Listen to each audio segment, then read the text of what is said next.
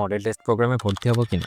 Model test প্রোগ্রামটা হলো এমন একটা প্রোগ্রাম যে প্রোগ্রামের মাধ্যমে তুমি তোমার প্রিপারেশনটাকে ঝালাই করে নিতে পারবে। কিন্তু এখন প্রশ্ন হলো, তোমার কি মডেল টেস্ট প্রোগ্রামে আসলেই দরকার আছে নাকি নেই? তোমাদের ভিতরে দুই ক্যাটাগরি স্টুডেন্ট পাওয়া যায়।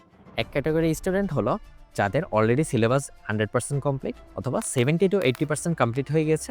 আরেক ক্যাটাগরি স্টুডেন্ট আছো যাদের সিলেবাস এখন হচ্ছে 50% মতো কমপ্লিট হয়েছে অথবা এর চেয়েও কম কমপ্লিট হয়েছে। আমার মতে তোমাদের এখন মডেল টেস্ট প্রোগ্রামে ভর্তি হওয়ার কোনো দরকারই নেই। কেননা একবার যদি তুমি মডেল টেস্টের প্রোগ্রামে ভর্তি হয়ে যাও তাহলে কিন্তু তোমার পরীক্ষার পর পরীক্ষা কিন্তু চলতেই থাকবে। যেমন একটা উদাহরণ ধরো, তোমার দেখা গেল যে আজকে ভেক্টর পরীক্ষা। এখন ভেক্টর তো তুমি সবকিছু পারো, কিন্তু ভেক্টরের জন্য দেখা গেল যে তোমার 2 দিন সময় দেওয়া হয়েছে। এরপরে আবার দেখা গেল যে তোমার তাপগতিবিদ্যা অধ্যায়ের পরীক্ষা আছে পরশুদিন, কিন্তু এখন তোমার তাপগতিবিদ্যা তেমন তুমি পারো না। মানে এইটা হচ্ছে তোমার সেই 40% সিলেবাসের অন্তর্গত যেটা তুমি পারো না। এখন তুমি দেখো নিজেই, তোমার একটা চ্যাপ্টার শেষ করতে কিন্তু মিনিমাম 3 থেকে 4 দিন সময় প্রয়োজন, যেই চ্যাপ্টারটা তুমি এখনো ভালো মতো করোনি বা তোমার ল্যাকিংস আছে।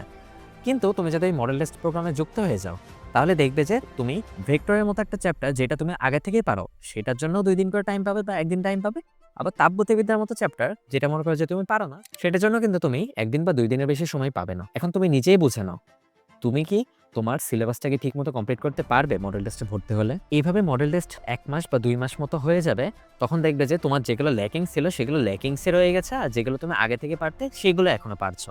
তাই তোমাদের যাদের হচ্ছে 50% বা 40% মতো সিলেবাস কমপ্লিট হয়েছে, তোমরা এখন মডেল টেস্ট প্রোগ্রামে ভর্তি হও না।